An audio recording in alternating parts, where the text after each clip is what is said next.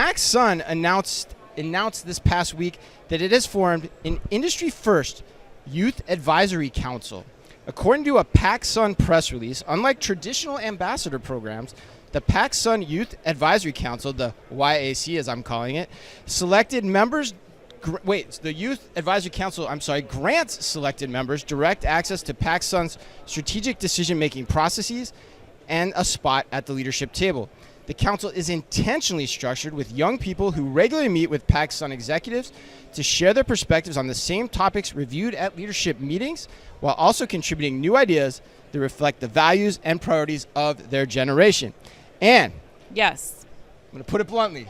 Are you buying or selling the industry's first youth advisory council? I'm 100% buying. I figured you would. I think this is a really smart move for a few reasons. One, BCG, we've worked with them, Burns Communication Group. They put this event on at most conferences that you're going to called the Z Suite. Yep. It's where they take a panel of Gen Zers and they put them up in front of retailers and just open it up to questions. How are you shopping? What means are you looking to help just with product discovery? Like, where are you going? Like, any question that you want. And those rooms are packed every single time because every retailer and every solutions provider, Google's looking for this type of insight to really understand what this next generation is looking for.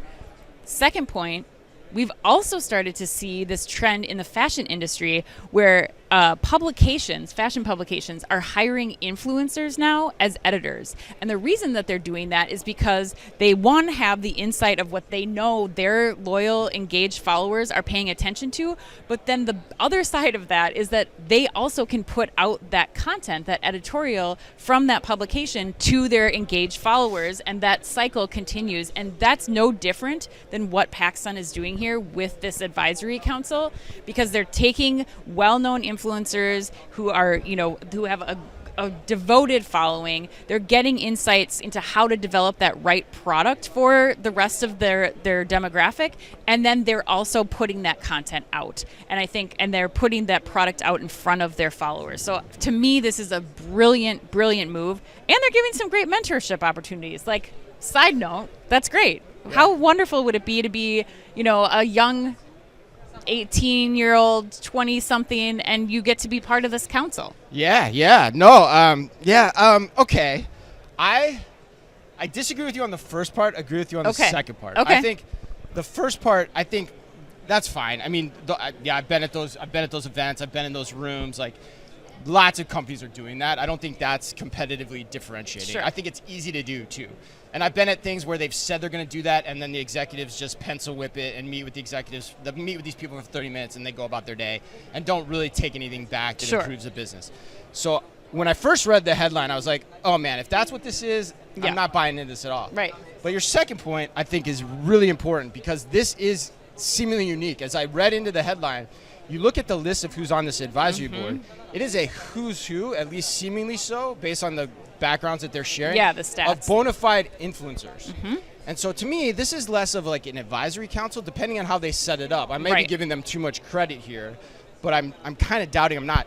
It's more to me like an advisory board, like of a startup, where you're bringing these people in, you're potentially getting them equally yoked to the success of PacSun. Right. They have their influencer channels too, so they're going to want to promote PacSun. And so I think about this kind of as maybe a new wave model to get a different representation on kind of your board, your boards in general. Because like when you think about the money you're putting towards like the old white guy on the board from options and things, you could probably spend the same amount to these people who could actually help drive the business as well. And that's what I think is really unique about it. Right. I also think that Brieane Olson, the CEO over at PacSun, should get a lot of kudos for this move. She is consistently an out-of-the-box thinker and has built a culture at her organization that supports things like this being successful. Would this work at any other retailer?